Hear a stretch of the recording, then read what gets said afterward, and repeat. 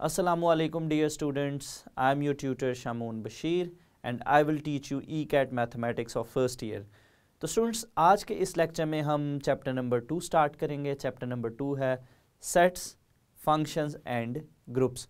तो स्टूडेंट्स आज के लेक्चर में हम देखेंगे सेट क्या होता है, सेट को एक्सप्रेस करने के सेट्स की कितनी फॉर्म्स हैं उसको हम डिटेल के साथ देखेंगे। इसके साथ साथ स्टूडेंट्स हम कुछ इम्पॉर्टेंट टाइप्स देखेंगे कि सेट की इंपॉर्टेंट टाइप्स क्या हैं, और आखिर पे स्टूडेंट्स हम देखेंगे कि हमारे पास जो सेट्स का यूनियन है वो किस तरह से हम फाइंड आउट करते हैं, इंटरसेक्शन, डिफरेंस, और फिर लास्ट पे हम देखेंगे कि डिसजॉइंट सेट्स क्या होते हैं और ओवरलैपिंग सेट्स क्या होते हैं। तो चलिए स्टूडेंट्स हम चलते हैं लाइट बोर्ड की तरफ और आज का लेक्चर शुरू करते हैं।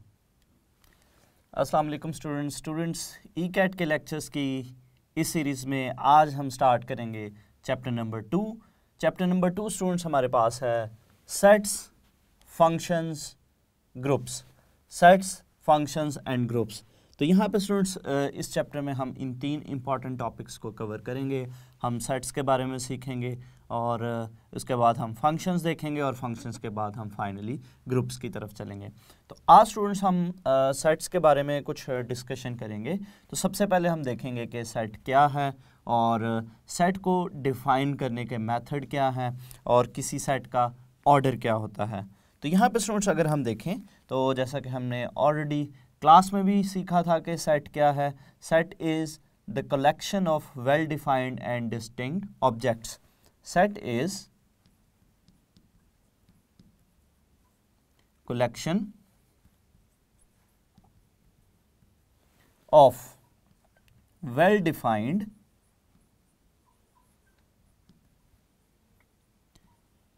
and distinct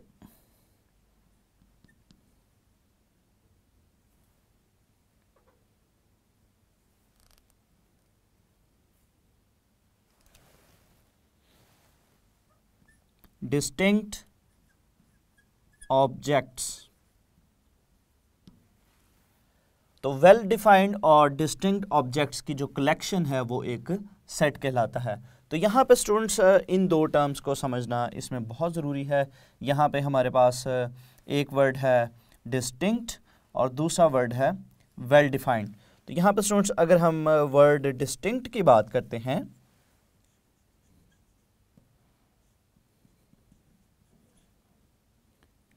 तो यहाँ पे स्टूडेंट्स डिस्टिंक्ट का मतलब है कि सेट के अंदर मौजूद जितने भी एलिमेंट्स हैं वो सारे के सारे डिफरेंट होने चाहिए।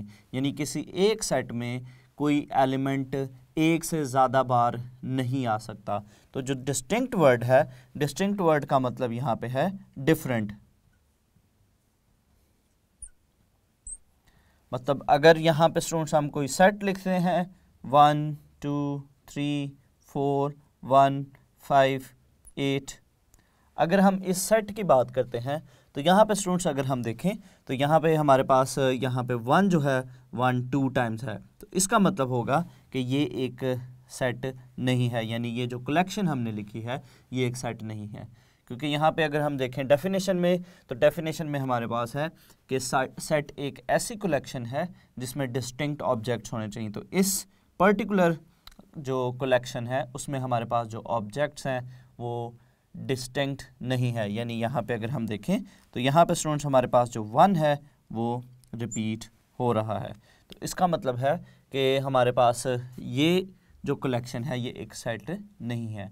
तो जब भी स्टूडेंट्स अगर हमें MCQs में पूछा जाए तो उसमें हमें कोई सेट गिवन हो और ये सेट की टाइप पूछी जाए कि ये किस टाइप के सेट हैं, तो सबसे पहले हमें ये चेक करना है कि whether the given sets are set or not, या the given collections are set or not, के हमें जो कलेक्शन दी गई है वो सेट भी है या नहीं।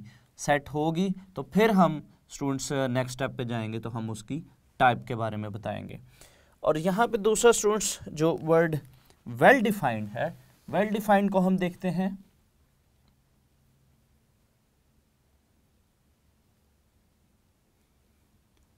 वेल डिफाइंड,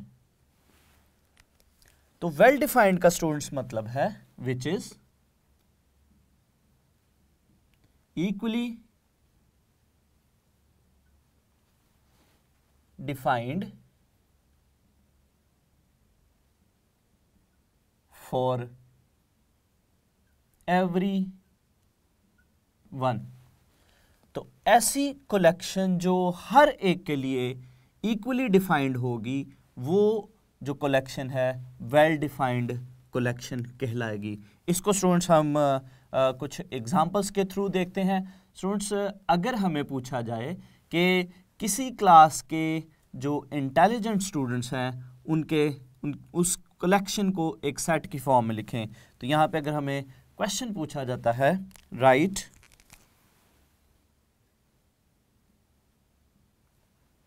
गुड स्टूडेंट्स या intelligent students, right good students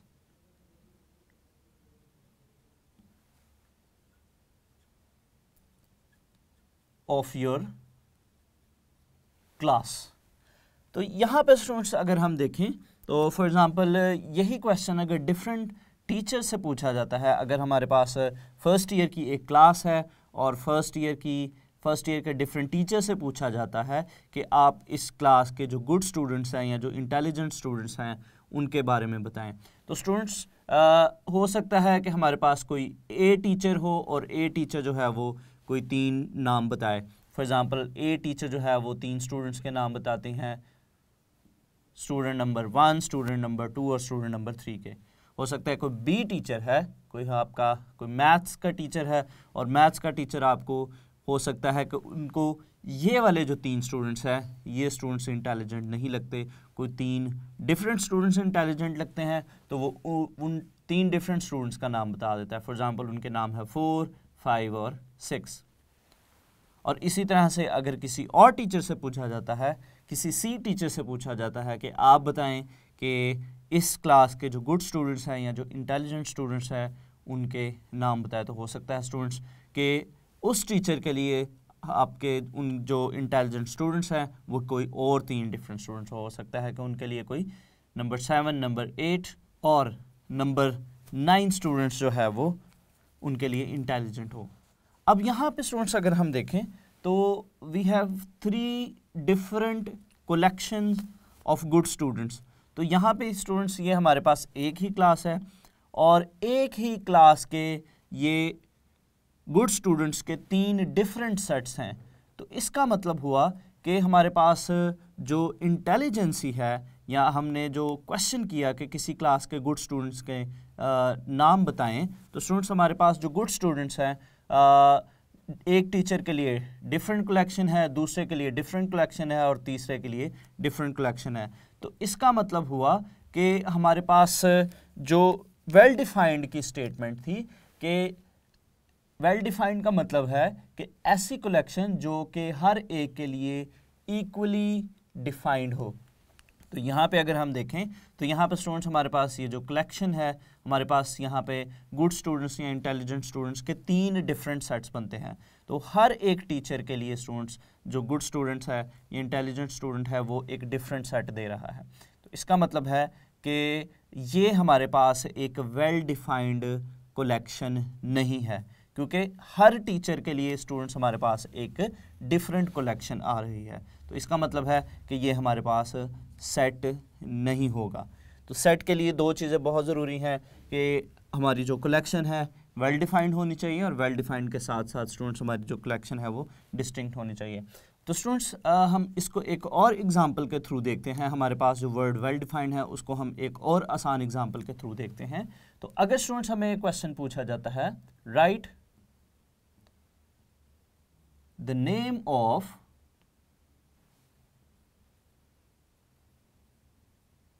good notes of math. तो यहाँ पे स्टूडेंट्स अगर हमें पूछा जाए कि हमारे पास कोई मैथ के नोट्स जो हैं वो किसी अच्छी स्टूडेंट्स हमने अगर पूछा जाए कि मैथ्स के कोई अच्छे नोट्स हैं उनके नाम लिखें, यानी कोई अच्छी की बुक है तो उसका आप नाम लिखें। तो यहाँ पे भी स्टूडेंट्स हमारे पास हो सकता है कि स्टूडेंट नंबर 1 के लिए कोई डिफरेंट कलेक्शन अच्छी हो, स्टूडेंट नंबर 2 के लिए कोई और की बुक अच्छी हो, स्टूडेंट नंबर 3 के लिए कोई और की बुक अच्छी हो। तो इसका मतलब हुआ कि हमारे पास ये कलेक्शन भी वेल डिफाइंड नहीं होगी, क्योंकि यहाँ पे हर एक स्टूडेंट के लिए स्टूडेंट यहाँ पे एक डिफरेंट की बुक या एक डिफरेंट गुड नोट्स का जो है वो नाम आ रहा है। तो जो चीज़ वेल डिफाइंड नहीं होगी वो सेट नहीं कहलाएगी। तो सेट के लिए ज़रूरी है कि जो चीज़ है वो वेल डिफाइंड हो, और वेल डिफाइंड का मतलब है कि ऐसी चीज़ जो हर एक के लिए जो है वो वेल डिफाइंड हो, हर एक के लिए जो है वो उसको वो ईज़िली डिफाइंड कर सकता हो, जिसके लिए मतलब हमारे पास अगर डिफरेंट लोग हैं तो अगर किसी कलेक्शन के बारे में कहा जाए तो वो एक ही कलेक्शन को सिलेक्ट करें। तो यहाँ पे स्टूडेंट्स नेक्स्ट हम देखेंगे कि किसी भी सेट को डिफाइन करने के, एक्सप्रेस करने के कितने मेथड्स हैं। तो सबसे पहले स्टूडेंट्स हमारे पास जो मेथड है, हमारे पास जो फर्स्ट मेथड है किसी भी सेट को एक्सप्रेस करने का, वो है टेबुलर फॉर्म।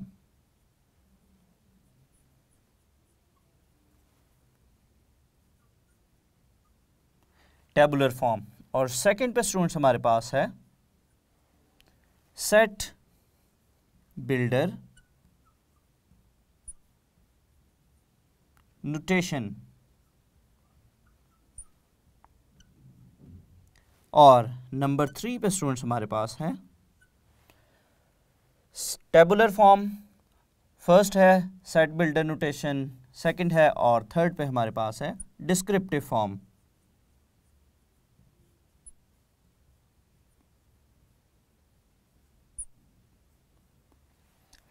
स्टूडेंट्स हमारे पास जो टेबुलर फॉर्म है उसको हम रोस्टर फॉर्म भी कहते हैं। तो यहाँ पे अगर एमसीक्यूज में किसी जगह पे रोस्टर फॉर्म का अगर नाम आएगा तो स्टूडेंट्स आपके माइंड में होना चाहिए कि रोस्टर फॉर्म जो है वो टेबुलर फॉर्म ही है। तो यहाँ पे अगर हम इन तीनों मेथड्स को स्टूडेंट्स हम एक एग्जांपल के थ्रू देखते हैं।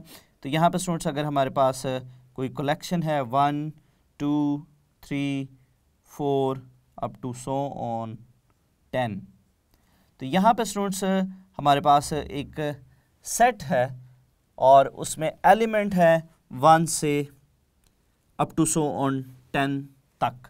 तो यहाँ पे स्टूडेंट्स जब भी कोई सेट एलिमेंट्स की फॉर्म में लिखा होगा, जो टेबुलर फॉर्म होती है, अगर किसी भी सेट को आप उसके एलिमेंट्स की फॉर्म में लिखते हैं तो ये फॉर्म जो है वो टेबुलर फॉर्म या रोस्टर फॉर्म कहलाती है।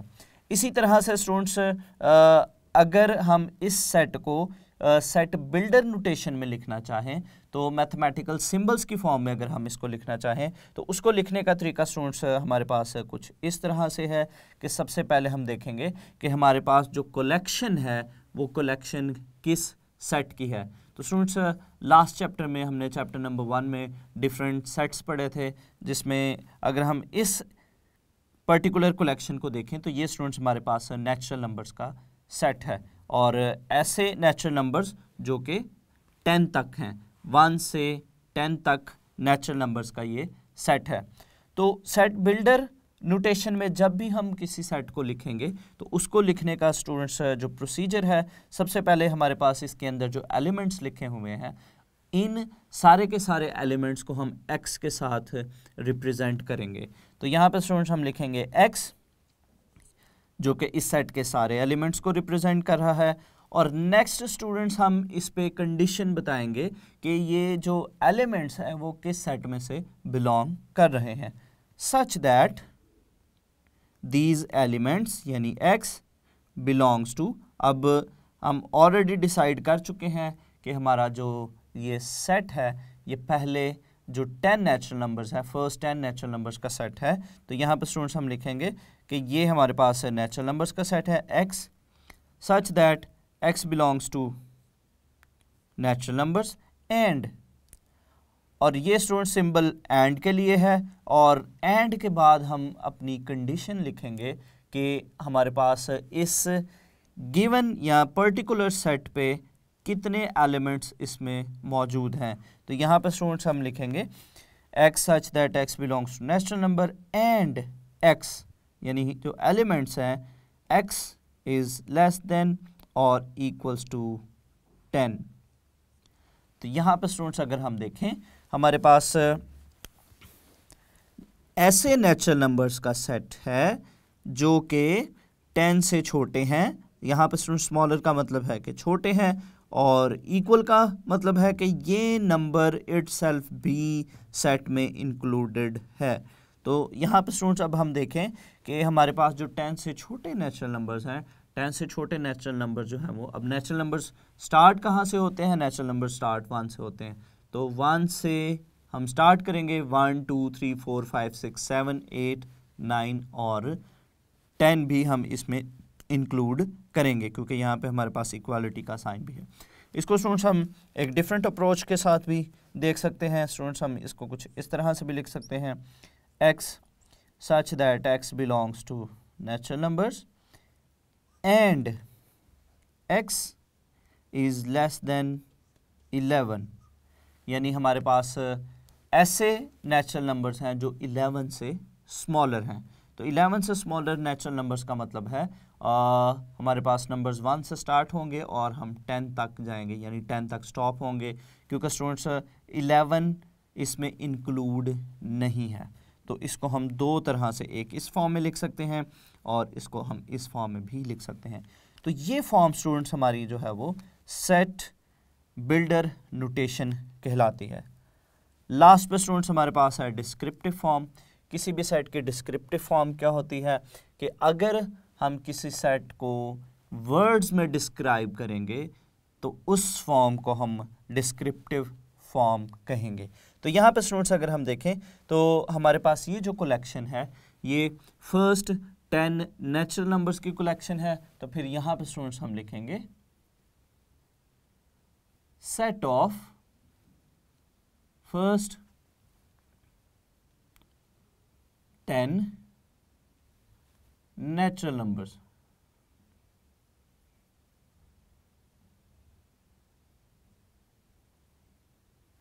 तो ये स्टूडेंट्स हमारी जो है वो डिस्क्रिप्टिव फॉर्म है। तो किसी भी सेट को हम 3 मेथड्स के थ्रू डिस्क्राइब कर सकते हैं। 3 मेथड से हम उसको लिख सकते हैं।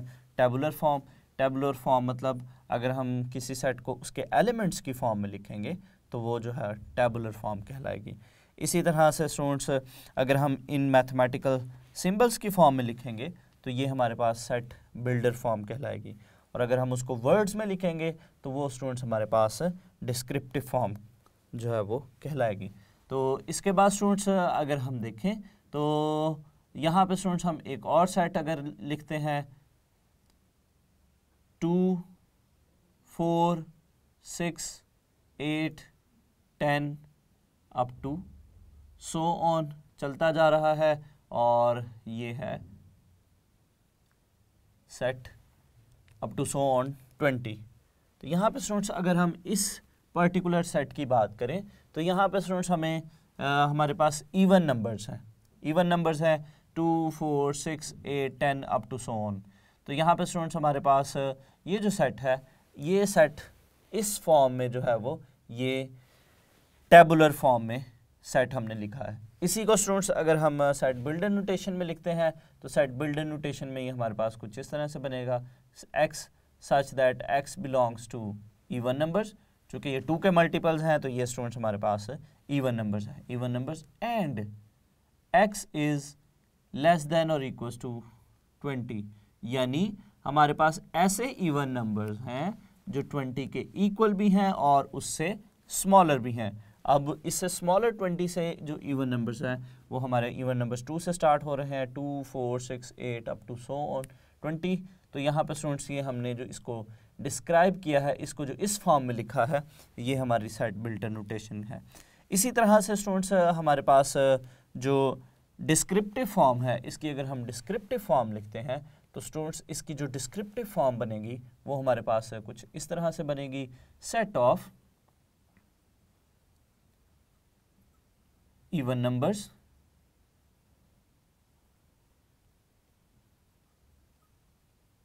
अप टू 20, यानी इवन नंबर्स का सेट जो कि 20 तक है। तो ये स्टूडेंट्स हमने इस सेट को भी देखा। तो याद रखिएगा, अगर हमें एमसीक्यूज में भी पूछा जाता है कि किसी भी सेट को लिखने के या किसी भी सेट को एक्सप्रेस करने के, डिफाइन करने के कितने मेथड हैं, तो 3 तरह से हम किसी भी सेट को एक्सप्रेस कर सकते हैं। एक टेबुलर फॉर्म है, और सेट बिल्डर नोटेशन है, और एक डिस्क्रिप्टिव फॉर्म है। तो ये हमने सेट को लिखने की 3 डिफरेंट फॉर्म्स पढ़ी। नेक्स्ट स्टूडेंट्स हम देखेंगे कि किसी भी सेट का ऑर्डर क्या होता है, ऑर्डर ऑफ अ सेट। तो students, order of a set का मतलब है किसी सेट के अंदर मौजूद जितने भी एलिमेंट्स होते हैं वो उस सेट का ऑर्डर बनाते हैं। तो यहाँ पे स्टूडेंट्स अगर हम देखें तो यहाँ पे स्टूडेंट्स अगर हम एक ए सेट लेते हैं और उसमें एलिमेंट्स है 1 2 3 4 5, तो इस पर्टिकुलर सेट में अगर हम देखें तो यहाँ पे स्टूडेंट्स अगर हम काउंट करें तो ये स्टूडेंट्स हमारे पास नंबर 1 2 3 4 5 टोटल 5 नंबर्स हैं। तो यहाँ पे हम लिखेंगे कि number of elements in the set A R 5। तो इसका मतलब हुआ कि हमारे पास जो सेट ए है उसका ऑर्डर क्या होगा, 5। तो फिर किसी भी सेट का ऑर्डर क्या होगा, number of elements in the given set. किसी भी सेट के अंदर मौजूद जो एलिमेंट्स का काउंट होता है उसको हम उस सेट का ऑर्डर कहते हैं। तो यहाँ पे स्टूडेंट्स ऑर्डर को लिखने के लिए हम डिफरेंट नोटेशन यूज़ करते हैं। एक नोटेशन हम यूज़ करते हैं नंबर ऑफ एलिमेंट्स इन ए, और एक स्टूडेंट्स हम ये नोटेशन यूज़ करते हैं ऑर्डर ऑफ ए। ओ का मतलब यहाँ पे ऑर्डर है कि ए का ऑर्डर क्या होगा। और इसी तरह से स्टूडेंट्स हम इसको इस तरह से भी मॉड की फॉर्म में भी लिखते हैं।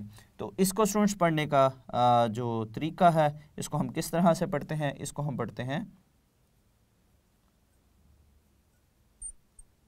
Cardinality of A. तो स्टूडेंट्स अगर कहीं पे कार्डिनलिटी का वर्ड भी आएगा तो आप, ये हमारे लिए एक नई टर्मिनोलॉजी है, नया वर्ड है कि किसी भी सेट की कार्डिनलिटी का मतलब है कि उस सेट के अंदर कितने एलिमेंट्स मौजूद हैं।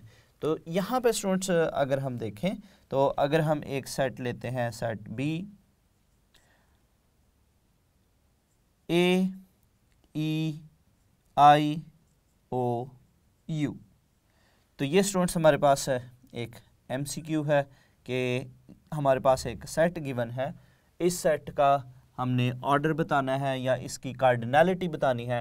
तो स्टूडेंट्स एमसीक्यूज में हो सकता है कि वो वर्ड ऑर्डर ना यूज़ करे, अगर वो कार्डिनलिटी का वर्ड यूज़ करता है या अगर वो ये सिंबल यूज़ करता है। तो अगर एमसीक्यूज में पूछा जाए कि बी की कार्डिनलिटी बताएं तो स्टूडेंट्स बहुत इजी है, हम उस सेट के एलिमेंट्स को काउंट करेंगे, जितना उसका काउंट बनेगा स्टूडेंट्स वो हमारा जो है वो उस सेट की कार्डिनलिटी या उसका ऑर्डर कहलाएगा। तो यहाँ पे स्टूडेंट्स अगर हम एलिमेंट्स को काउंट करें 1 2 3 4 5, तो इस सेट में ये जो वॉवल्स का सेट है इसमें टोटल 5 एलिमेंट्स हैं। तो इसका मतलब हुआ कि हमारा जो एमसीक्यूज़ हैं या जो हमारा गिवन सेट है उसका जो ऑर्डर या उसकी जो कार्डिनलिटी है वो है 5।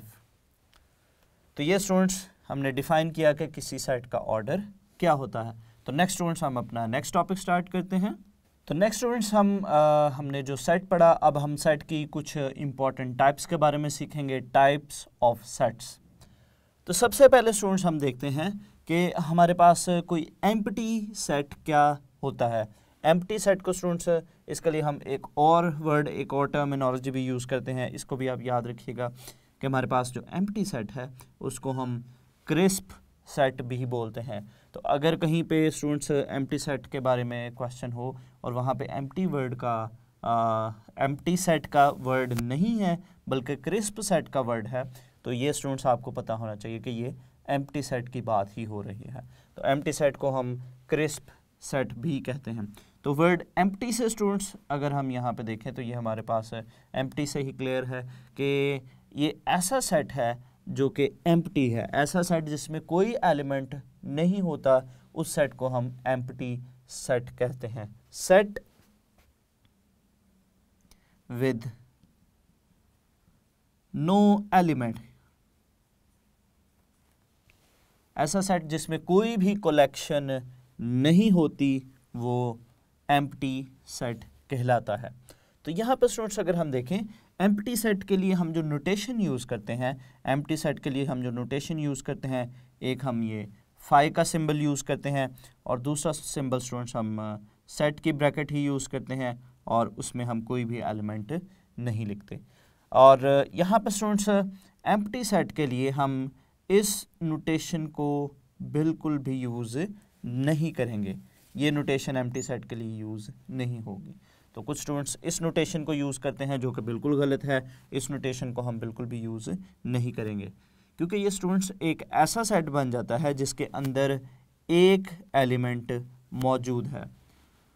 और डेफिनेशन में हमने देखा कि एम्प्टी सेट या क्रिस्प सेट एक ऐसा सेट है जिसमें कोई भी एलिमेंट मौजूद नहीं है। नेक्स्ट स्टूडेंट्स हम देखते हैं कि हमारे पास सिंगलटन सेट क्या होता है। तो सिंगलटन वर्ड जो है स्टूडेंट्स ये सिंगल से निकला है और सिंगल का मतलब है एक। तो सिंगलटन सेट स्टूडेंट्स एक ऐसा सेट होता है जिसमें एक एलिमेंट मौजूद हो। A set with one element, a set with one element is called singleton set। या ऐसा सेट जिसमें सिर्फ और सिर्फ एक ही एलिमेंट मौजूद हो उसको हम सिंगलटन सेट कहेंगे। इसकी फॉर एग्जांपल हम कोई भी एग्जांपल ले सकते हैं स्टूडेंट्स। ये हमारे पास है एक सेट है जिसमें हमारे पास जो है वो एक एलिमेंट यानी ए एलिमेंट मौजूद है। और फर्दर स्टूडेंट्स हमारे पास ये एमसीक्यूज़ किस तरह से पूछा जा सकता है कि एमसीक्यूज़ हमारे पास इस तरह से आ सकता है कि हमारे पास कोई सेट है, उसका जो ऑर्डर है उसका ऑर्डर 1 है, या ऐसा सेट जिसकी कार्डिनैलिटी 1 हो, वो सेट क्या कहलाता है। तो ऐसा सेट जिसकी कार्डिनैलिटी या जिसका ऑर्डर 1 हो वो सेट क्या कहलाता है, वो सिंगलटन सेट कहलाता है। तो यहाँ पे स्टूडेंट्स अगर हमें इस तरह का कोई क्वेश्चन पूछा जाता है कि ऐसा सेट जिसकी कार्डिनैलिटी 1 है उस सेट को हम क्या कहेंगे, तो उस सेट को हम सिंगलटन सेट कहेंगे। इसी तरह से नेक्स्ट स्टूडेंट्स अगर हम देखें तो नेक्स्ट हमारे पास है फाइनाइट सेट। अब फाइनाइट सेट क्या होता है? फाइनाइट का मतलब है कि अगर हम किसी चीज़ को काउंट कर सकते हो या ऐसी चीज़ जो किसी एक जगह पे ख़त्म होती हो या ऐसी चीज़ जिसकी कोई लिमिट है, जो किसी एक जगह पे जाके जिसकी कोई बाउंड्री है वो ख़त्म हो जाती है, वो चीज़ फाइनाइट होती है। तो स्टूडेंट्स फाइनाइट सेट क्या है? अ सेट या ऐसा सेट जिसके एलिमेंट्स जो है वो काउंटेबल होते हैं उसको हम फाइनाइट सेट कहते हैं। A set with countable elements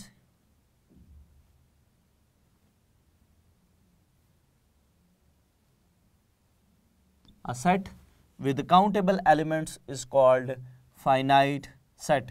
तो यहाँ पे स्टूडेंट्स अगर हम लिखें तो यहाँ पे स्टूडेंट्स हमारे पास अगर कोई सेट है उसमें एलिमेंट्स है 1 2 3 4।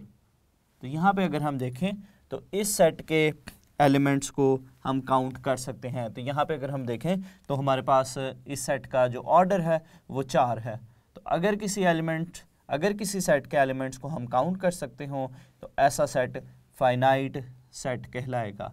तो यहाँ पे स्टूडेंट्स अगर हम देखें इसका अगर हम ऑर्डर देखें या इसकी अगर हम कार्डिनैलिटी देखें तो वो 4 है। तो अगर किसी सेट की कार्डिनैलिटी स्टूडेंट्स हमें एक फाइनाइट नंबर में गिवन होगी तो वो सेट जो है वो एक फाइनाइट सेट कहलाएगा। नेक्स्ट स्टूडेंट्स हम देखते हैं कि हमारे पास जो इन्फिनिट सेट है, इन्फिनिट सेट क्या कहलाता है। तो स्टूडेंट्स हमारे पास जो इन्फिनिट सेट है, अगर किसी सेट के एलिमेंट्स को हम काउंट नहीं कर सकते तो वो सेट जो है वो एक इन्फिनिट सेट कहलाएगा। A set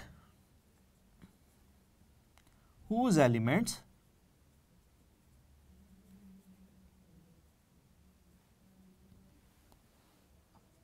are not countable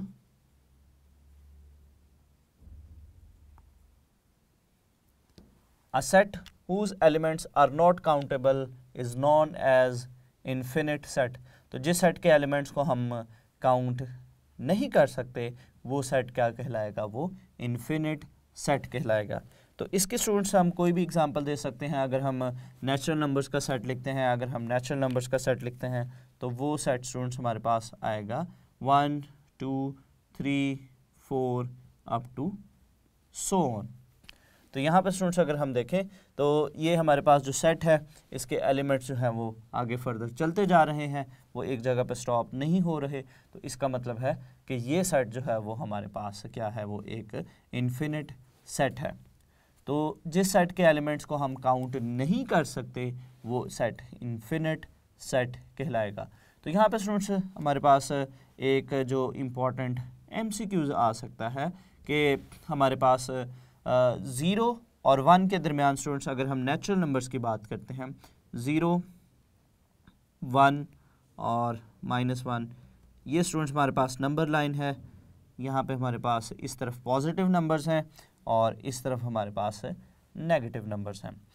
तो यहाँ पे स्टूडेंट्स हमारे पास जो इम्पोर्टेंट MCQs आता है वो ये आता है कि 0 और 1 के दरमियान जो एलिमेंट्स का सेट है वो फाइनाइट होगा या इन्फिनिट होगा।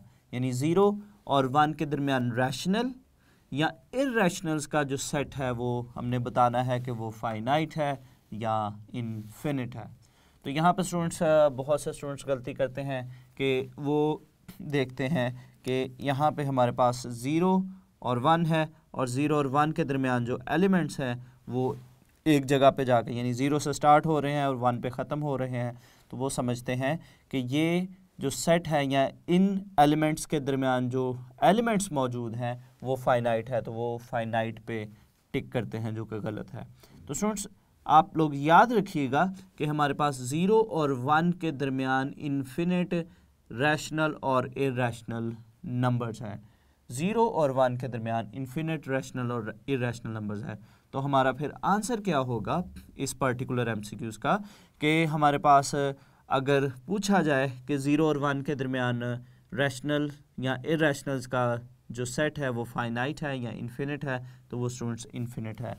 वो उसके स्टूडेंट्स हम अगर आसान सी एग्जांपल देखते हैं स्टूडेंट्स, हमारे पास 0 और 1 के दरमियान जो रियल नंबर्स हैं यहाँ पे अगर हम देखें तो 0.1 हमारे पास एक ऐसा नंबर है जो कि 0 और 1 के दरमियान ही मौजूद है। और फर्दर स्टूडेंट्स अगर हम देखें हम इसको 1/10 की फॉर्म में लिख सकते हैं। और 1/10 को अगर हम देखें तो ये स्टूडेंट्स हमारे पास एक रैशनल नंबर है, इसको हम P/Q की फॉर्म में देख रहे हैं। हमारे पास P भी हमारे पास इंटीजर है, Q भी इंटीजर है और ये सिंपलेस्ट फॉर्म में भी हैं। और स्टूडेंट्स हमारे पास डिनोमिनेटर में 0 भी नहीं है। और फिर स्टूडेंट्स अगर हम इस नंबर के अलावा स्टूडेंट्स अगर हम 0.01 की बात करें तो स्टूडेंट्स ये भी ऐसा नंबर है जो कि 0 और 1 के दरमियान ही मौजूद है। और इस नंबर को स्टूडेंट्स हम इस तरह से लिख सकते हैं 1/100 की फॉर्म में। और 1/100 की अगर हम बात करें तो ये भी एक रैशनल नंबर है। तो फिर स्टूडेंट्स हम इस तरह की बहुत सी एग्जांपल्स बना सकते हैं। फॉर एग्जांपल हम 0.001 लिख सकते हैं, 0.00001 लिख सकते हैं और इस तरह के हम इन्फिनिट नंबर्स लिख सकते हैं जो कि 0 और 1 के दरमियान मौजूद हैं। तो इसका मतलब हुआ कि हमारे पास 0 और 1 के दरमियान इन्फिनिट नंबर्स हैं, इन्फिनिट रैशनल और इररेशनल नंबर्स हैं। और इसी क्वेश्चन को कुछ इस तरह से भी पूछा जा सकता है, इसी को स्टूडेंट्स कुछ इस तरह से MCQs पूछा जा सकता है कि हमने बताना है कि 0 और 1 के दरमियान नेचुरल नंबर्स कितने हैं या 0 और 1 के दरमियान होल नंबर्स कितने हैं। अब स्टूडेंट्स अगर हम नेचुरल नंबर्स की बात करते हैं तो नेचुरल नंबर्स हमारे पास हैं 1 2 3 4 अप टू सो ऑन। और इसी तरह से अगर हम होल नंबर्स की बात करते हैं तो होल नंबर्स हमारे पास है 0 1 2 3 अप टू सो ऑन। अब स्टूडेंट्स यही क्वेश्चन अगर हमें इस तरह से पूछा जाए कि 0 और 1 के दरमियान हमने रैशनल नंबर्स के बारे में बता दिया, इरेशनल के बारे में बता दिया, अब अगर पूछा जाए कि 0 और 1 के दरमियान नेचुरल नंबर्स कितने हैं, तो स्टूडेंट्स अगर हम देखें तो 0 और 1 के दरमियान यहाँ पे हमें कोई भी नंबर ना तो नेचुरल नंबर्स में नज़र आएगा ना ही होल नंबर्स में नज़र आएगा। तो इसका मतलब है कि इस पर्टिकुलर MCQs का जो आंसर होगा वो होगा एम्प्टी सेट, यानी 0 और 1 के दरमियान ना तो कोई नेचुरल नंबर मौजूद है और ना ही होल नंबर मौजूद है। तो इसका मतलब है कि अगर हमें पूछा जाए कि 0 और 1 के दरमियान कितने रैशनल नंबर्स हैं या कितने होल नंबर्स हैं, तो वो हमारे पास एम्प्टी सेट इसका आंसर आएगा। नेक्स्ट स्टूडेंट्स हमारे पास नंबर 5 पे है कि इक्वल सेट्स क्या होते हैं।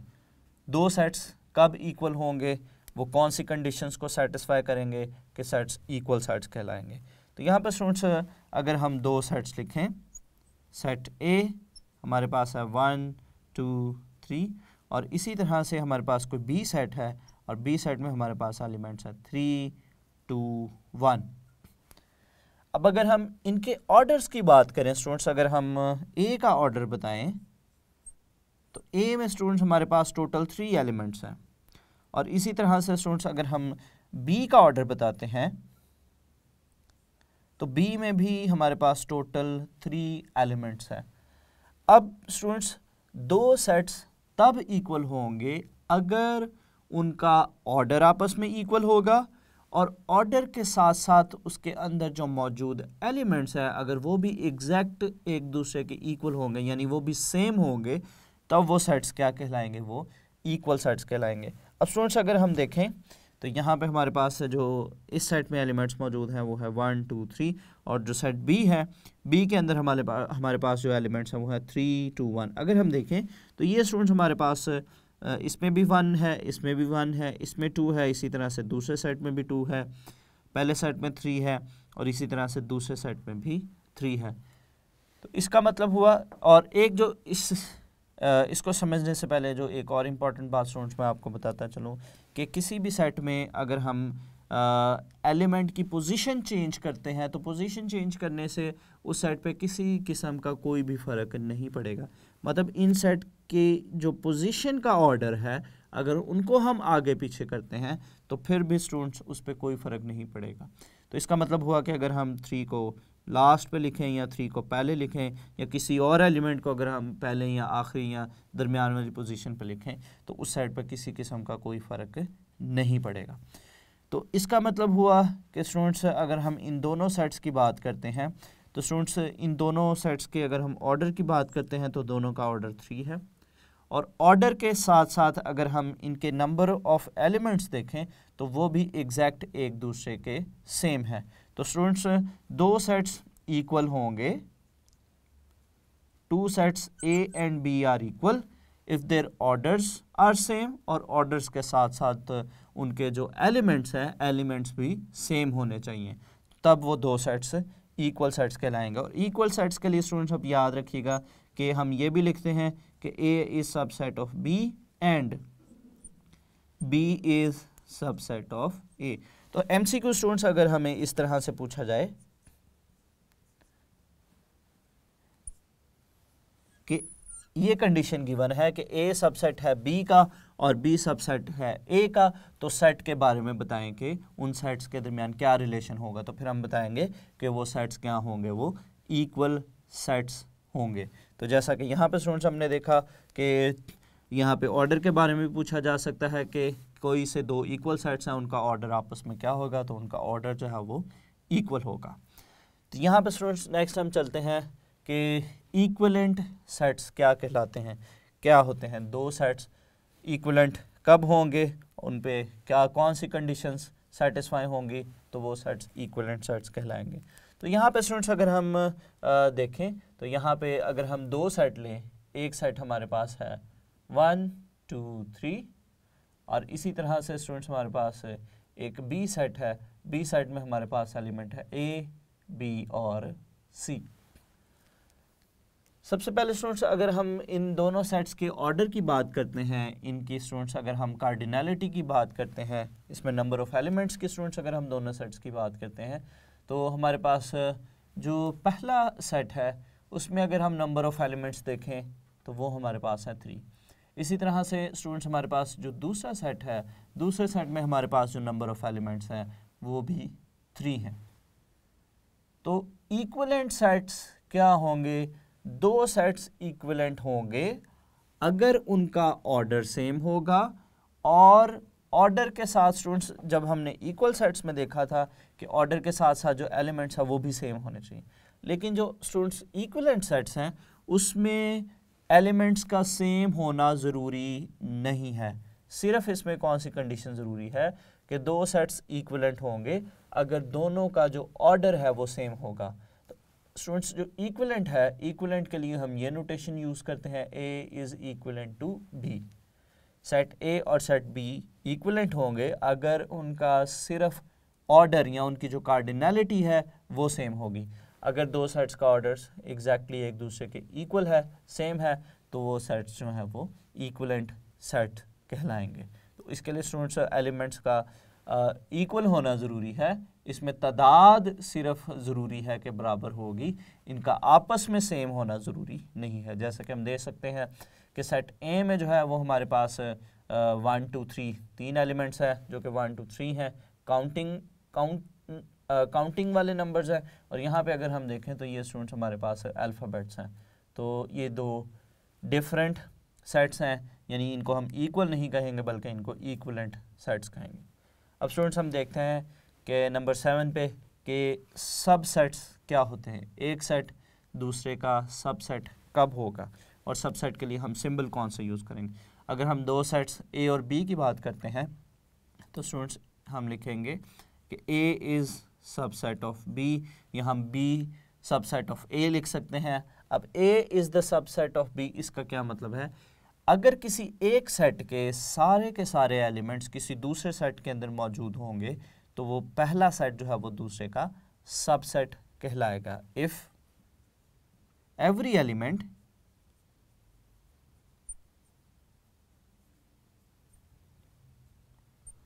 of a set is also an element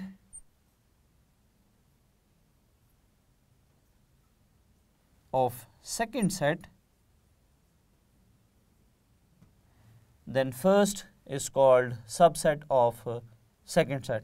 तो यहाँ पर स्टूडेंट्स हमने जो लिखा है A is subset of B, इसको हम एक एग्जांपल से देखते हैं। A में अगर एलिमेंट्स है 1 2 3 4, और यहाँ पे स्टूडेंट्स अगर हम कोई B सेट लिखते हैं तो B सेट स्टूडेंट्स अगर हमारे पास है 1 2 3 4 5 और 6। तो अब स्टूडेंट्स अगर हम देखें A के जितने भी एलिमेंट्स हैं 1 2 3 4, और यहाँ पे अगर हम देखें 1 2 3 4, तो A के सारे एलिमेंट्स जो है वो B सेट के अंदर भी मौजूद है। तो हम कहेंगे कि हमारा जो A है, A पूरा का पूरा जो है वो B के अंदर मौजूद है। तो अगर किसी सेट के सारे एलिमेंट्स किसी दूसरे सेट के अंदर मौजूद हों तो यहाँ पे स्टूडेंट्स चूँकि A के सारे एलिमेंट्स B में मौजूद हैं तो यहाँ पे हम लिखेंगे A is the subset of B। तो नेक्स्ट स्टूडेंट्स हम देखते हैं कि प्रॉपर सबसेट्स क्या होते हैं और इम्प्रॉपर सबसेट्स क्या होते हैं। तो नेक्स्ट स्टूडेंट्स हम देखते हैं कि हमारे पास दो सेट्स हैं, तो वो प्रॉपर सबसेट्स कब कहलाएंगे और इम्प्रॉपर सबसेट्स वो कब होंगे। तो यहाँ पे स्टूडेंट्स एक एग्जांपल के थ्रू हम देखते हैं। हमारे पास अगर एक एग्जांपल है तो यहाँ पे हमारे पास एग्जांपल है, उसमें A सेट है 1 2 3 4, और इसी तरह से स्टूडेंट्स हमारे पास एक B सेट है। B सेट में स्टूडेंट्स हमारे पास एलिमेंट्स हैं 1 2 3 4 5। तो अब स्टूडेंट्स यहाँ पे अगर हम इन दोनों सेट्स की बात करें, सेट A और सेट B की बात करें, तो यहाँ पे हमारे पास जो B में मौजूद सेट है, B में मौजूद सेट जो है वो उसमें एक एलिमेंट जो है वो A से डिफरेंट है। तो कोई एक सेट दूसरे का प्रॉपर सबसेट होगा अगर उनमें कम से कम एक एलिमेंट जो है वो ज़रूर डिफरेंट हो। तो यहाँ पर स्टूडेंट्स हम लिखेंगे 1 एलिमेंट should be different। इसके लिए स्टूडेंट्स हम जो नोटेशन यूज करेंगे तो यहाँ पे हम लिखेंगे A is the proper subset of B। तो यहाँ पे स्टूडेंट्स हम ये भी कह सकते हैं कि यहाँ पे अगर हम A और B की बात करें, अगर वो दो इक्वल सेट नहीं है तो वो प्रॉपर सबसेट होंगे। तो यहाँ पे स्टूडेंट्स अगर हम देखें A में हमारे पास जो एलिमेंट्स है वो 1 2 3 4 हैं और B में जो एलिमेंट्स है 1 2 3 4 और 5 हैं। अगर B सेट की बात करें तो इसमें हमें जो एक एलिमेंट है वो एक एलिमेंट हमें डिफरेंट नज़र आ रहा है, यानी यहाँ पे इस सेट में एक एलिमेंट जो है वो ज़्यादा है। तो इसका मतलब हुआ कि अगर स्टूडेंट्स हमारे पास दो सेट गिवन है, अगर उन दोनों सेट्स को देखेंगे अगर उनमें कम से कम एक एलिमेंट लाजमी फ़र्क होगा, at least one element should be different, तो स्टूडेंट्स वो सबसेट जो है वो एक सबसेट दूसरे का जो है वो प्रॉपर सबसेट कहलाएगा। इसमें स्टूडेंट्स जो इम्पॉर्टेंट बात जो इससे रिलेटेड एमसीक्यूज़ में आती है कि स्टूडेंट्स हमारे पास जो प्रॉपर सबसेट है, किसी भी सेट के जो प्रॉपर सबसेट हैं या इम्प्रॉपर सबसेट हैं उनकी तादाद, उसके जो ऑल पॉसिबल सबसेट्स हैं उनकी तादाद कितनी होगी।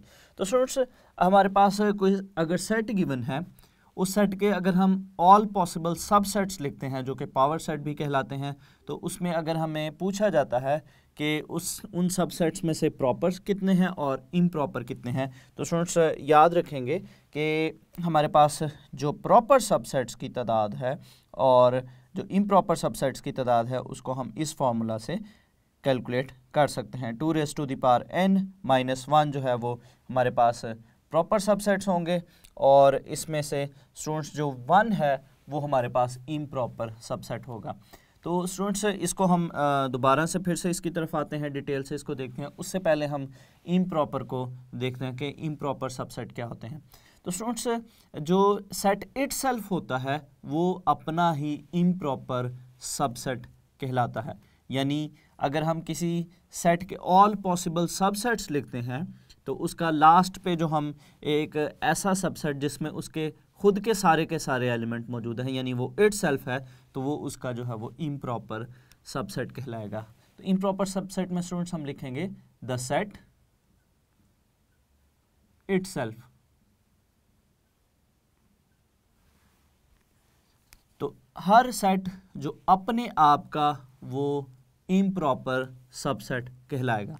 अब स्टूडेंट्स यहाँ पे अगर हम देखें तो इस फॉर्मूला की तरफ अगर हम वापस आते हैं तो क्वेश्चन हमारे पास था या एमसीक्यूज़ हमारे पास इस फॉर्म में आएगा कि हमें कोई सेट गिवन हो अगर, और उस सेट के अगर हम ऑल पॉसिबल सबसेट्स लिखते हैं तो हमने बताना है कि हमारे पास जो जितने हमने ऑल पॉसिबल सबसेट्स लिखे हैं उसमें से हमारे पास प्रॉपर कितने हैं और इम्प्रॉपर कितने हैं। तो स्टूडेंट्स हमारे पास जो कार्डिनलिटी है, फॉर एग्जांपल अगर हम ए के सबसेट्स लिखते हैं तो उसमें हमारे पास जो प्रॉपर की कार्डिनलिटी है यानी उसकी जो तादाद है या उसका जो काउंट है वो इस फार्मूला से हम निकाल सकते हैं 2n-1।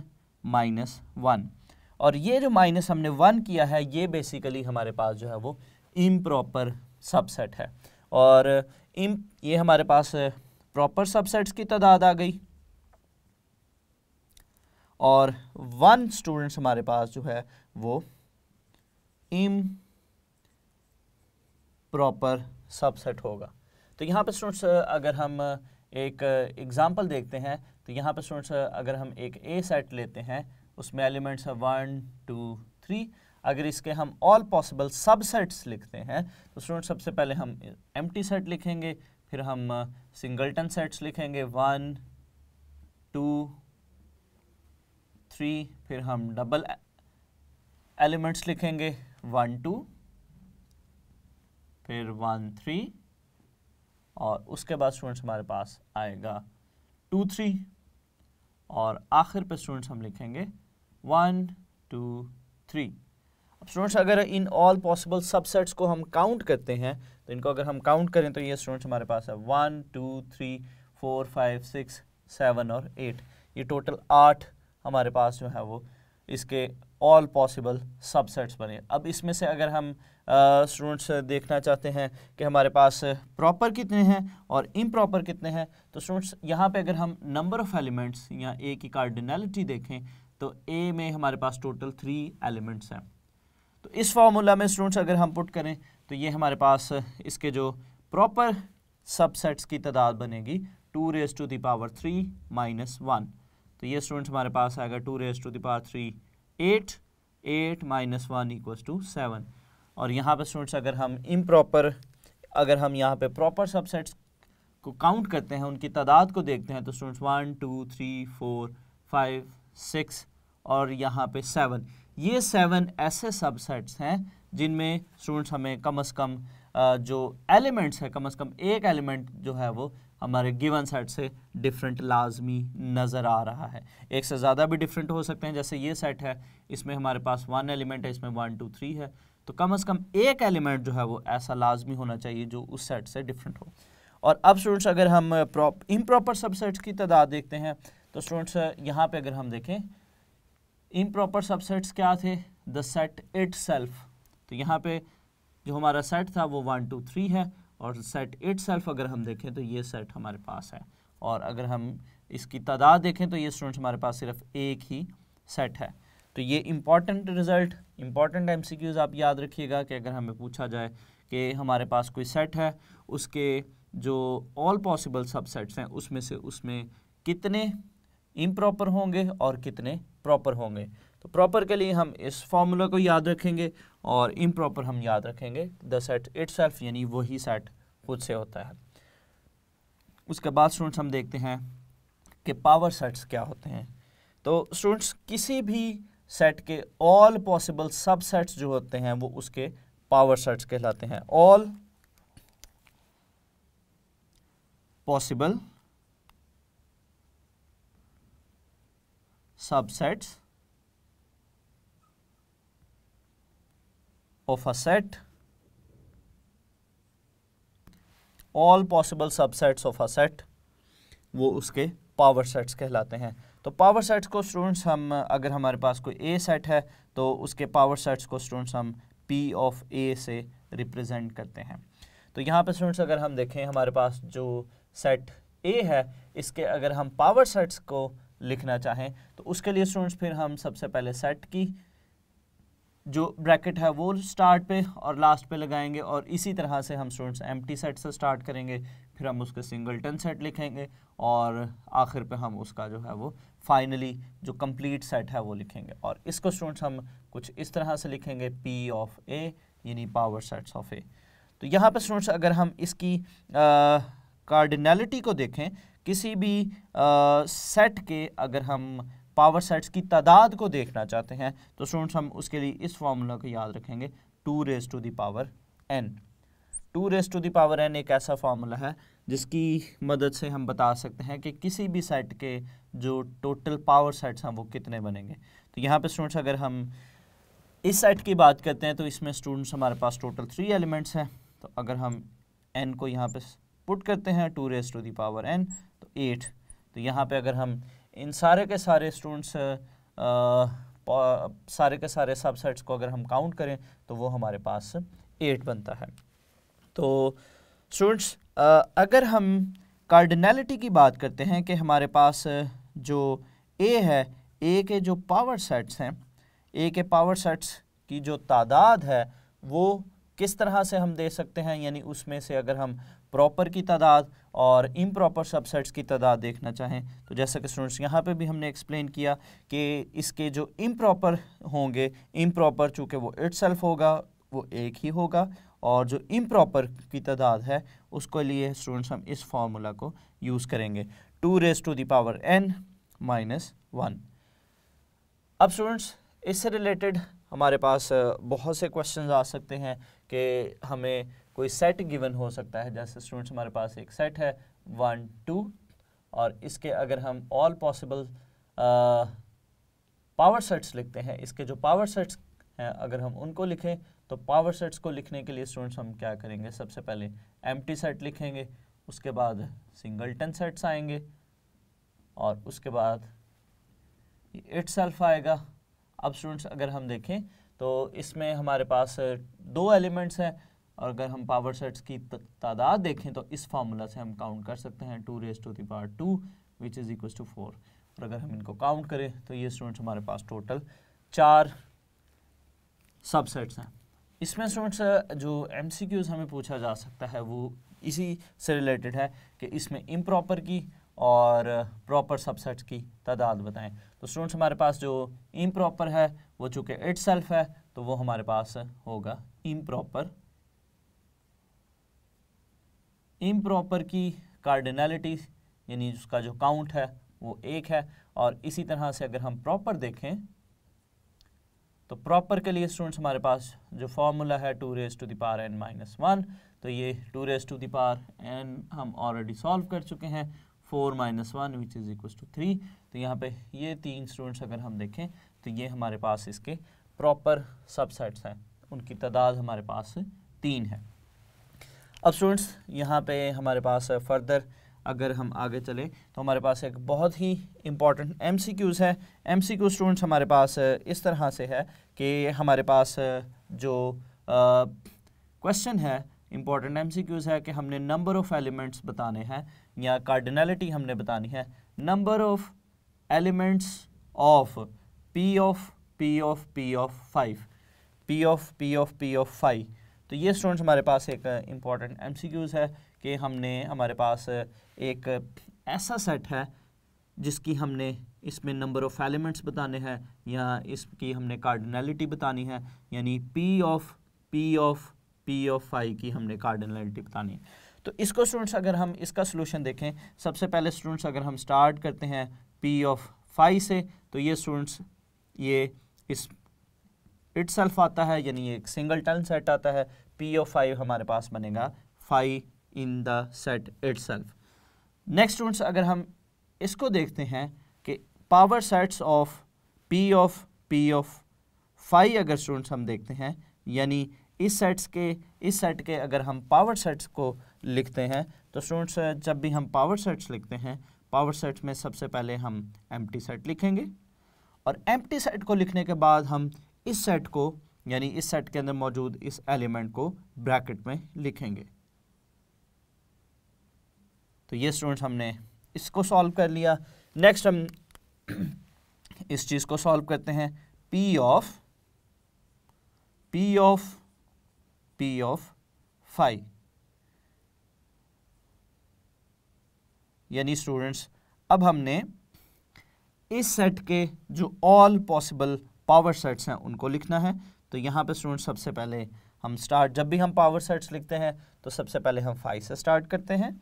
सबसे पहले स्टूडेंट्स हम 5 लिखेंगे और स्टूडेंट्स 5 को लिखने के बाद हम इस एलिमेंट को लिखेंगे। तो इस एलिमेंट को स्टूडेंट्स हम ब्रैकेट में लिखेंगे। फिर स्टूडेंट्स हम इस सेकंड एलिमेंट को लिखेंगे। सेकंड एलिमेंट के लिए हम ब्रैकेट का यूज़ करेंगे। तो ये स्टूडेंट्स हमारा सेकंड एलिमेंट आ गया। उसके बाद स्टूडेंट्स हम इन दोनों एलिमेंट्स को एक सेट में लिखेंगे। तो वो स्टूडेंट्स हमारे पास बनेगा 5, चूँकि सेट इटसेल्फ भी उसका पार्ट होता है, तो अब हम सेट इटसेल्फ लिखेंगे।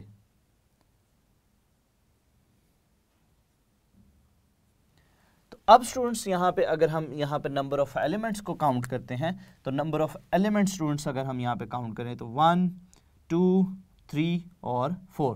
तो यहाँ पे स्टूडेंट्स हमारे पास टोटल 4 एलिमेंट्स बनते हैं। तो ये स्टूडेंट्स हमारे पास इस पर्टिकुलर MCQs का, इस इंपॉर्टेंट MCQs का आंसर हुआ 4। तो इस तरह के स्टूडेंट्स हमसे बहुत से इससे रिलेटेड जो है वो कार्डिनलिटी से और पावर सेट से रिलेटेड जो है वो बहुत से MCQs पूछे जाते हैं। तो नेक्स्ट स्टूडेंट्स हम नेक्स्ट टॉपिक स्टार्ट करते हैं। तो स्टूडेंट्स नेक्स्ट हम देखते हैं कि दो सेट्स का यूनियन किस तरह से फाइंड आउट करते हैं, इंटरसेक्शन किस तरह से, दो सेट्स का डिफरेंस किस तरह से लेते हैं और कंप्लीमेंट किस तरह से फाइंड आउट करते हैं। तो स्टूडेंट्स चूँकि हम ऑलरेडी जानते हैं यूनियन, इंटरसेक्शन और कंप्लीमेंट के बारे में, तो इन टॉपिक्स को हम इतना टाइम इन पे नहीं लगाएंगे, इनको हम स्पीड से करेंगे। तो स्टूडेंट्स अगर हम देखें यूनियन की स्टूडेंट्स अगर हम बात करते हैं, दो सेट्स अगर हमारे पास हैं A और B, स्टूडेंट्स हमारे पास दो सेट्स हैं, तो इनके यूनियन को हम A यूनियन B से रिप्रेजेंट करते हैं। और यूनियन में क्या करते हैं स्टूडेंट्स, हम ए और बी के सारे एलिमेंट्स, यानी यूनियन एक ऐसा सेट होता है जिसमें दोनों सेट्स के सारे एलिमेंट्स मौजूद होते हैं। लेकिन अगर कोई एलिमेंट रिपीट हो रहा है, यानी दोनों सेट्स में अगर कोई एलिमेंट सेम है, तो स्टूडेंट्स उस एलिमेंट को हम वहाँ पे एक बार ही लिखेंगे सिर्फ। मतलब अगर हमारे पास एक सेट है 1 2 3 4 और एक बी सेट है हमारे पास 1 2 5 6 7, तो स्टूडेंट्स अगर हम इनका यूनियन लेते हैं, A union B find out करते हैं, तो स्टूडेंट्स इसमें हम ए और बी के सारे एलिमेंट्स लिखेंगे 1 2 3 4 5 और 6 7। तो यहाँ पे स्टूडेंट्स अगर हम देखें तो यहाँ पे हमारे पास जो एलिमेंट्स है 1 और 2 चूँकि दोनों सेट्स में थे, लेकिन हम जब यूनियन लिखेंगे तो उसको एक ही दफ़ा लिखेंगे, क्योंकि सेट की डेफिनेशन में हमने पढ़ा था कि हमने एलिमेंट्स को रिपीट नहीं करना, सारे के सारे एलिमेंट्स डिफरेंट होने चाहिए। इसी तरह से स्टूडेंट्स हम इंटरसेक्शन देखते हैं।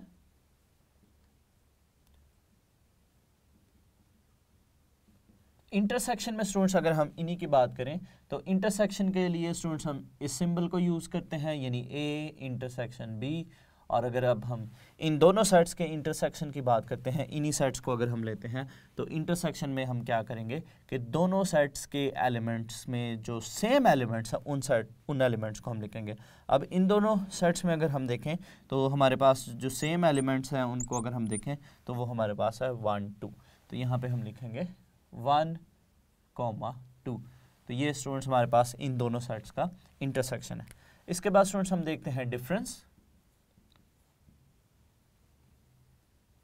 कि दो सेट्स का डिफरेंस किस तरह से हम फाइंड आउट करते हैं। उसके लिए स्टूडेंट्स हम a माइनस बी या b माइनस ए भी लिख सकते हैं। तो a माइनस बी स्टूडेंट्स हम किस तरह से फाइंड आउट करते हैं, इसमें हम याद रखेंगे, अगर हमने a minus B find out करना है, अगर हम इन्हीं सेट्स को लें, a में एलिमेंट्स है 1 2 3 4 और इसी तरह से b में एलिमेंट्स है 1 2 5 6 7। अब इनमें स्टूडेंट्स जो सेम एलिमेंट्स होंगे वो कैंसल आउट होंगे और बाकी जो सेट ए में बचेंगे, जो सेट पहले लिखा होगा, जो उसमें एलिमेंट्स बचेंगे, उनको हम अपने आंसर में लिखेंगे। यहाँ पे स्टूडेंट्स अगर हम देखें तो हमारे पास जो सेम एलिमेंट्स है 1 और 2 दोनों में सेम है, तो इसको छोड़ के हम ए में जो बाकी एलिमेंट्स बचेंगे उनको लिखेंगे। तो ये हमारे पास है दो सेट्स का डिफरेंस। तो अगर स्टूडेंट्स हम b माइनस ए कैलकुलेट करने के लिए आएगा तो फिर b और a के जो सेम एलिमेंट्स हैं उनको छोड़ के जो बाकी b में आएंगे एलिमेंट्स उनको हम लिखेंगे। इसी तरह से डिफरेंस के बाद स्टूडेंट्स अगर हम कंप्लीमेंट की बात करते हैं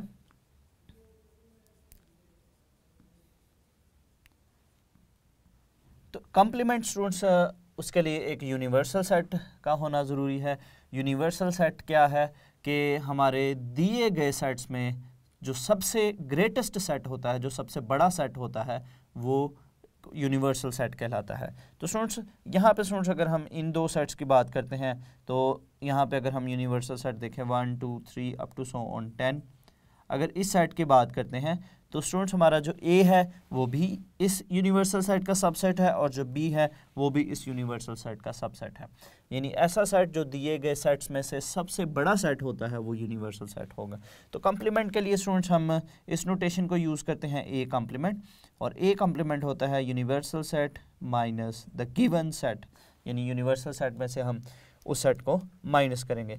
तो यहाँ पर स्टूडेंट्स अगर हम देखें तो A और यूनिवर्सल सेट अगर हम A की बात करें तो इसमें फर्स्ट 4 एलिमेंट्स है, इसमें 1 से 10 तक एलिमेंट्स है, तो फर्स्ट 4 स्टूडेंट्स एलिमेंट्स इसमें कैंसिल आउट होंगे, तो बाकी के जो एलिमेंट्स बचेंगे 5 6 7 8 9 और 10, ये हमारा जो है वो A कम्प्लीमेंट होगा। इसी तरह से हम B कम्प्लीमेंट भी इसी तरह से कैलकुलेट कर सकते हैं, वो हमारा बनेगा U माइनस B।